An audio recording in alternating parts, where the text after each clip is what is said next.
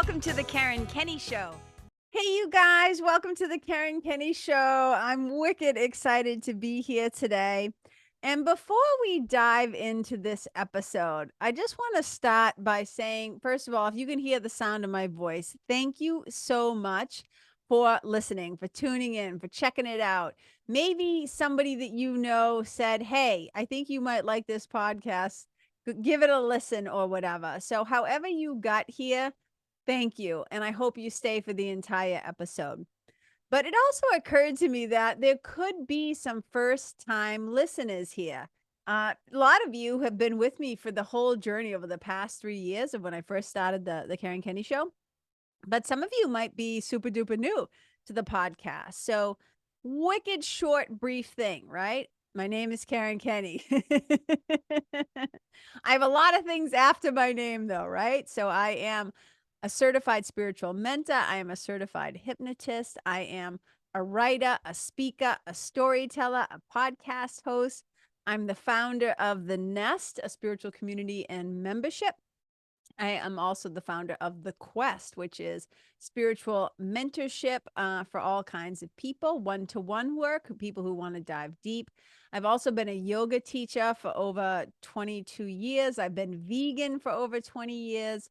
I'm a certified gateless writing instructor. I used to practice and teach others how to do Thai yoga massage.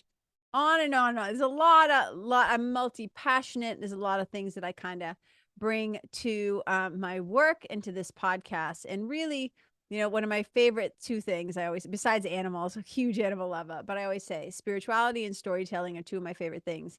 And this is what I kind of try to bring together here on the show is through storytelling of universe, through personal storytelling. Let me start there. Through personal storytelling, we can often find universal meaning or deeper universal spiritual principles that apply to all of us. Right.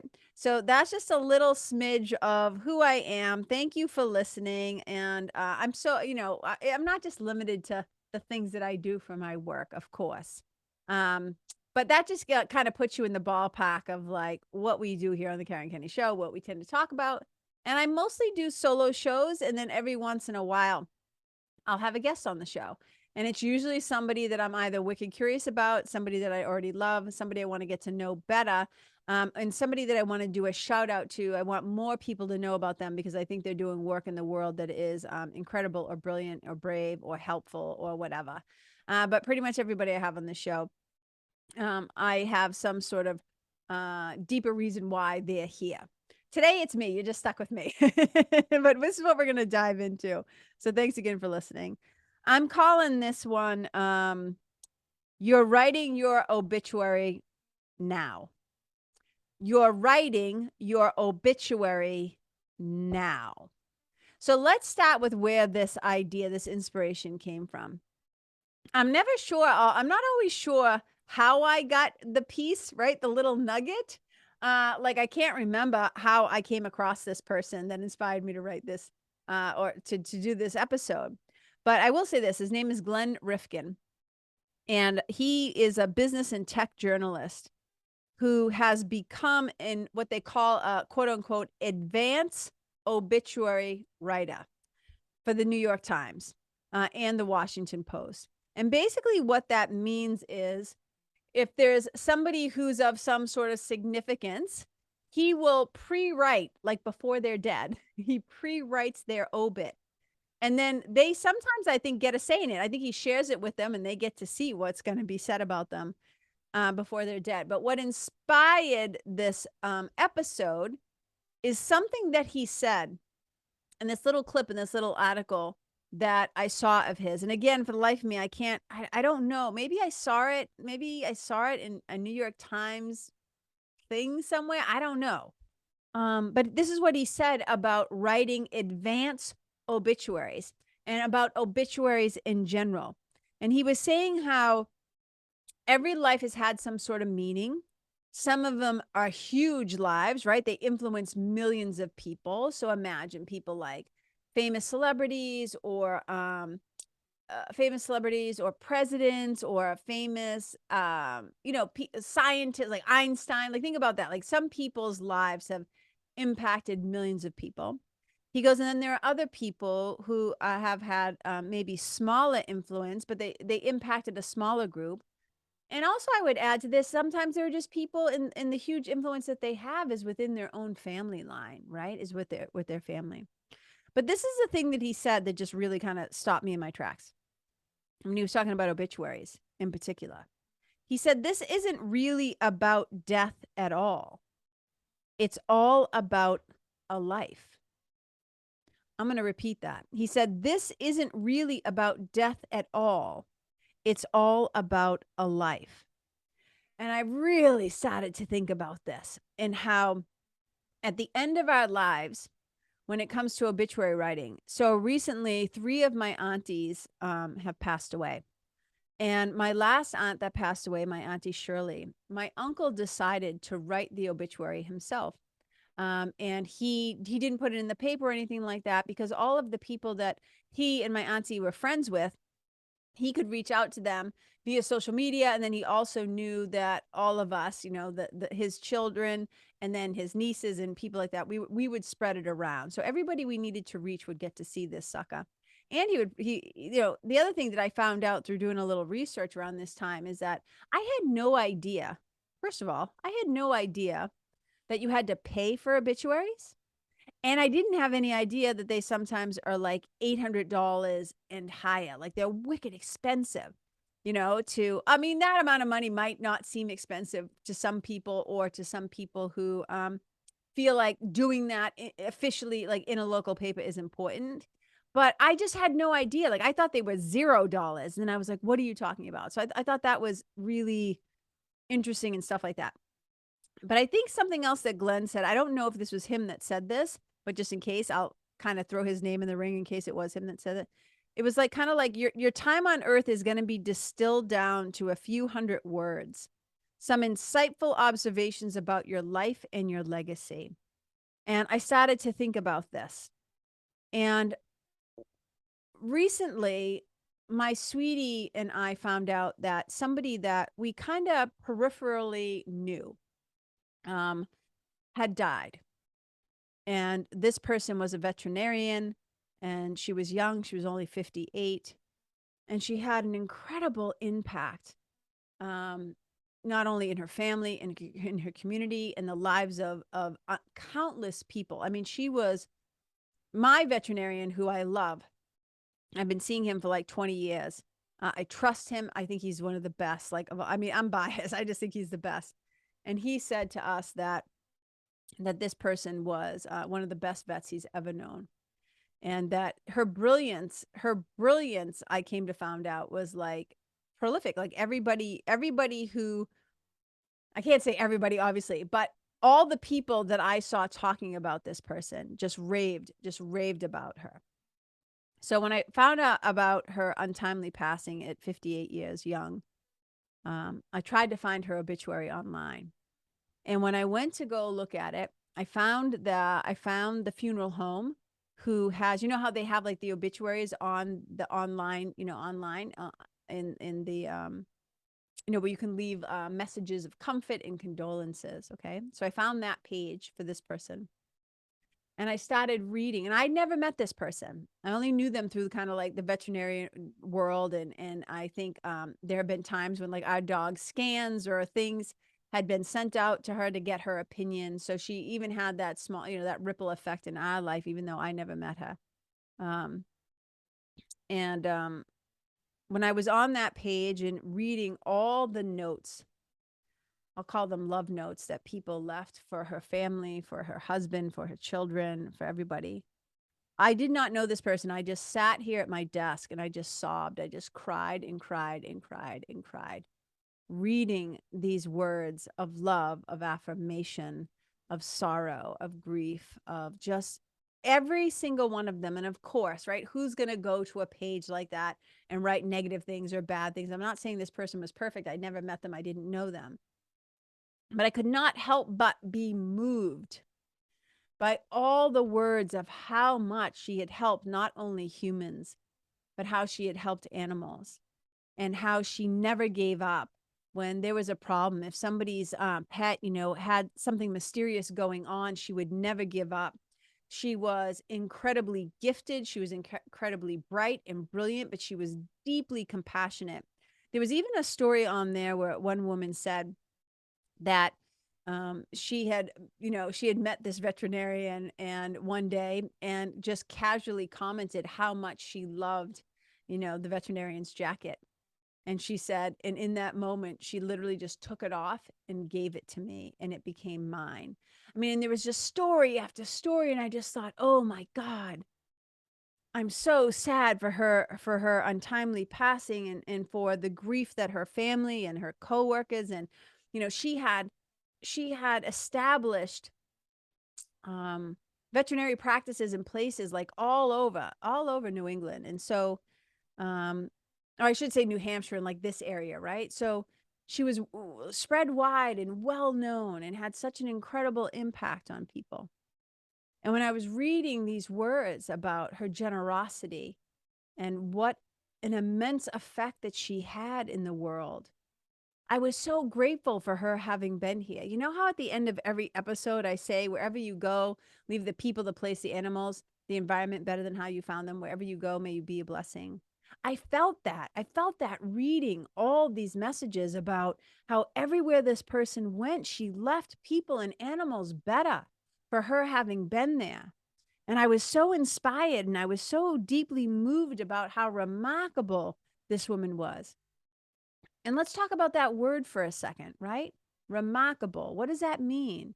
Worthy of being talked about, like you leave a mark, right? It is worthy of being talked about in a good way, right? This was remarkable. She was remarkable. And it got me to thinking about again, coming back to what Glenn said, this isn't really about death at all. It's about a life. So it got me to thinking about this. Reading all of these words, thinking about what Glenn said. Right now, with our thoughts, with our words, with our actions, how we are being in the world, who we are being, how we're showing up, how we're treating others, how we're treating humans, how we're treating the people we live with, how we're treating our family members, our community members, how we're talking to ourselves, how we're talking to each other, the compassion and the kindness and the respect that we are extending to our furry brothers and sisters, our feathered brothers and sisters, the animals of the world, the creatures of the world, the environment. All of these things that we are doing right now, again, how we are thinking, how we are speaking, how we are showing up and behaving, this is our obituary. Who and how and why we are being right now, how we're showing up, the impact we're making, the marks we're leaving, right? When we talk about, ooh, that's going to leave a mark, that we're not talking about remarkable in that way, but ooh, that's going to leave a mark, right? Everything that we are being right now, the identity that we've created, which then kind of inspires how we show up and behave, how we spend our money, who we spend our time with, the things that we support. Like, what are people going to say about us when we are gone? When they capture our life and our announcement about our death, what is going to be said about us? Now, here's the thing. I don't want to wait until the obituary, right, for people to write nice things about me. Like, I'm like, let's think about this right now. Let's pause. Let's take a little bit of reflection. And let's take a look at, like, who the fuck have I been being lately? What's my mental state been like? How have I been showing up in my relationships? How have I been running my business? How have I been treating my clients? How have I been showing up on social media? Have I been kind to the people that are sharing the roadways with me? How do I speak to people? What's my tone? What's my vibe? What's my attitude? What's my energy? What am I contributing while I'm here with this, right? As Mary Oliver says, the poet Mary Oliver, what are you going to do with this one wild and precious life that you have? And I think so often we take life for granted. I think so often we take the breaths that we have left in our bodies, right, for granted. I don't think that we like to think too much about our own deaths. And I would implore you, it would behoove you to think about. And I'm not talking about legacy for legacy's sake, right? Oh, what's the legacy I'm going to leave? I don't mean it like that. I'm like, right now, you are writing your legacy. Right now, you are building your legacy and you are writing your obit. So if we can pause and take a little introspection, a little self-reflection, a little contemplation, and take a look inside of ourselves, take a look around our world and notice, what has the effect of me been? Have I been remarkable or have I left a lot of marks? Let me say that again. Have I been remarkable or have I left a lot of marks? And if we don't like the direction that we've been going in, if we don't like who we've been or how we've been, double amen hands to this, you guys. We can always course correct. We can always choose again. We can always choose differently and we can choose better and we can be better. We can get better. We can do better. Of course, there is going to be, was it Emerson who said there's going to be some nonsense that has crept in, right? There is definitely no doubt that there's going to be some clumsiness that has crept in. I said to my sweetie not long ago, you know, I always say, he's always like, why do you talk to me as if you're going to die first? I'm like, I don't know, but here's the thing. I'm like, if you're still alive and I die, if I go first, sweetie, here's the thing. First of all, I want to be cremated. So if you're listening to this now, you know. Right? I don't have children. I don't have anybody who needs to come visit me at a gravesite or whatever. I'm like, just take me and Priscilla, my stuffed bunny, and cremate us, mix us together. Then sprinkle me somewhere warm and fun. But here's the thing. Bury me with a tree. I don't know. Let me feed some creatures of the earth or whatever. But I said to him, here's the thing. Yeah, I want you to, of course, feel your feelings.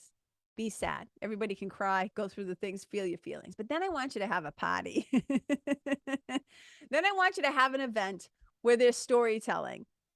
And I said, and for the love of God, don't saint me.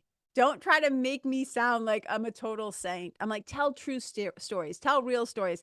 Tell about the times that I blew it. Tell about the times where it was like, I can't believe she said that. I can't believe she did that. Remember when she blah, blah, blah, blah, blah, right? I'm like, I want the full scope of the experience. I know, trust me, probably nobody on the planet knows better than me the places where I blew it, the places where I was selfish, the places where I was blind, I had blind spots or what I came to find out, right? And I also know that a lot of those behaviors that weren't my best behaviors is because I was still in like survival mode, right? I'm not saying, I'm not making excuses for myself, but I'm just saying usually when we start to know better, we do better.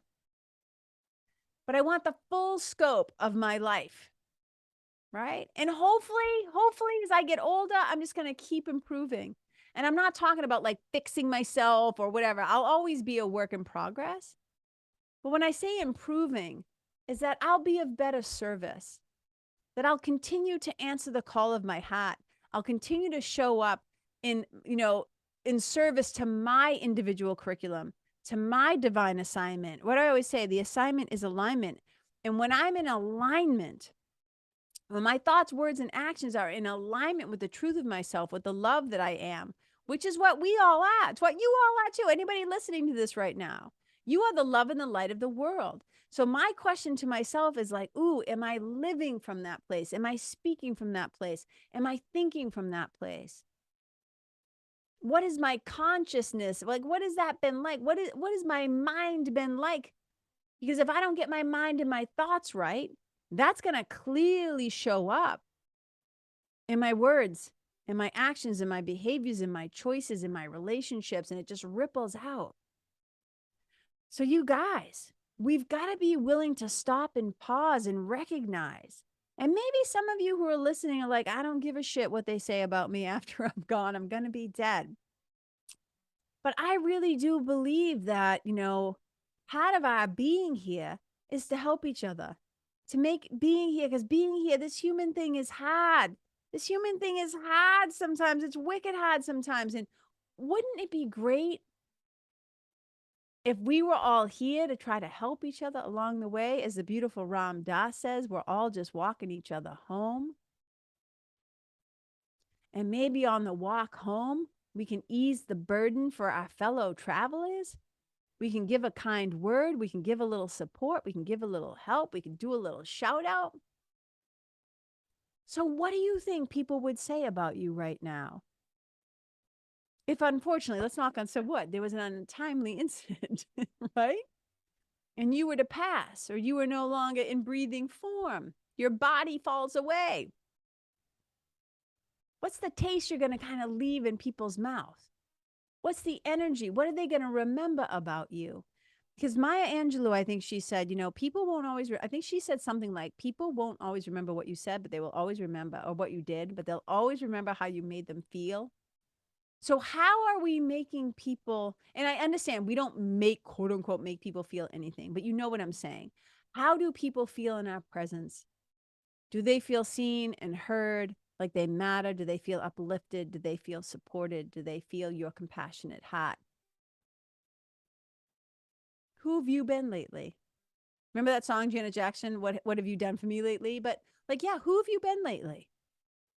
And if you feel like you've kind of gone off the rails or off the tracks, or you've lost your way, or you find yourself struggling, or suffering in some way, so you're not able to show up as your highest self, maybe the time is to slow down and to get some support and get some help so you can get back on track.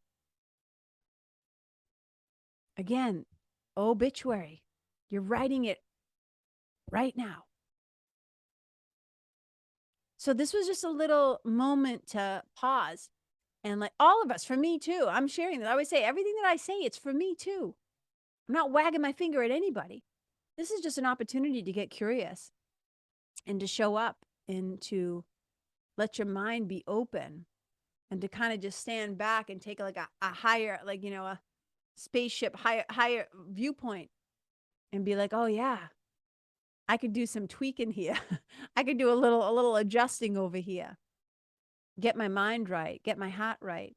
I always say from the head to the heart, out through the hands. This is how we serve the world. So we start inside and that ripple effect goes out. And wouldn't it be incredible if we could all have obituaries and words of condolences and words of compassion and kindness, just speaking about how remarkable you really are. And I think it's possible. And I don't ever think it's too late. The beautiful thing that I will say about human beings is we have the capacity to change. We have the capacity to change. My sweetie, Chris Lesta, those of you who are also, if you're new to the show, you may not know that my sweetie, my husband, Chris Lesta, is a professional musician.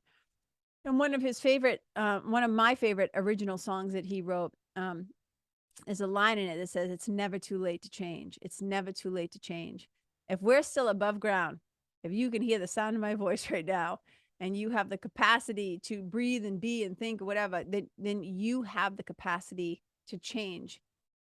If you don't think you've been showing up the way that you would want to be spoken about and written about and remembered. So just an invitation. We go back to what Glenn said when he said, every life had meaning. Some huge and some small. Some influence millions of people, and some people influence a small group. Sometimes that group might be animals. Sometimes that group might be humans. Sometimes that group might be underprivileged kids. Sometimes that group might be fill in the blank. It might just be your family. I don't mean just in a negative way. It might be your family. It might be your yoga community. It might be whatever.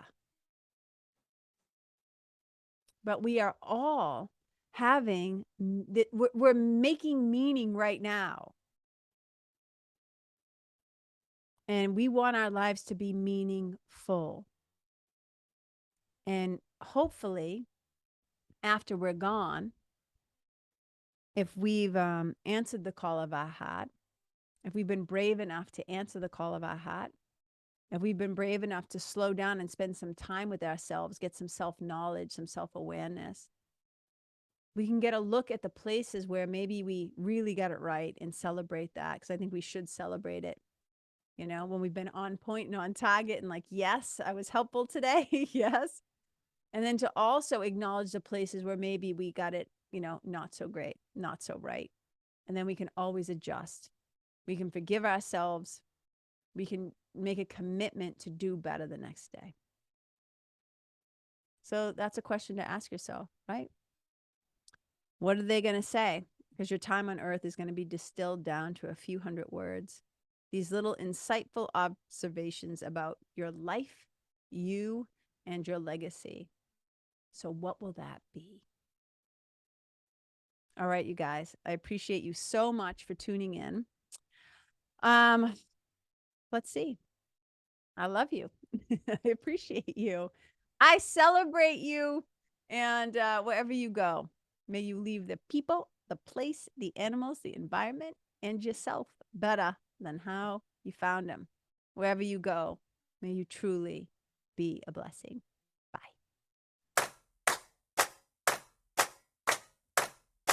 Hey, you guys, thank you so much for tuning in to this episode of The Karen Kenney Show. I super duper appreciate your time, friendship, and support. And look, if something that I shared from my heart today somehow landed in yours, I'd love to hear about it. So please tag me on Facebook or Instagram or IG stories or wherever the cool kids are hanging out these days, and let me know what your favorite part was or what you found most helpful. You can find me over at Karen Kenney Live. That's Karen, KenneYlive. And if you're digging what I'm saying and you want to hear more, I'd be wicked grateful if you could go to iTunes and subscribe and leave a review, because you guys, that's how you'll help me to keep spreading the love. And if you can think of someone that could benefit from hearing this episode, please share it with them. I'd also love to stay connected with you. So if the feeling is mutual, please go to KarenKenney.com/freebie and download my free guide to building your spiritual team. Until next time, my brothers and sisters, keep living in the fearless flow. Know that I see you, I appreciate you, and I love you. And wherever you go, may you be a blessing.